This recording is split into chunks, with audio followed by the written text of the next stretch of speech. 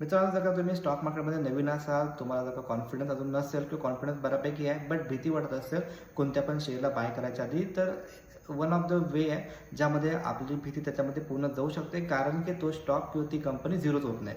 तर जर का ज्यावेळी आपल्याला असं माहिती भेटते की ती कंपनी झिरोच होणार नाही आहे, देन ज्यावेळी ते पडणार आहे एक प्रॉपर लेवलला, असं नाही की 2-2 रुपये, एक प्रॉपर लेवलला जर का ते पडलं आणि त्यामध्ये जर का आपण प्रॉपर मनी मॅनेजमेंट केलं, देन आपल्याला चांगल्या प्रकारचे रिटर्न्स त्याच्यामध्ये बघायला भेटतील. इव्हन FDपेक्षा चांगले रिटर्न्स पण तुम्हाला त्याच्यामध्ये बघायला भेटतात. तर मी जे बोलतोय जे आहे एक्सचेंज ट्रेडेड फंड ETF आणि निफ्टी 50चा, प्रत्येक इंडेक्सचा वेगवेगळा ETF असतो. जर का तुम्ही निफ्टी 50चा ETFला जर का तुम्ही प्लॅन केला, बिकॉज ते जरा सेफर अँगलला असतं.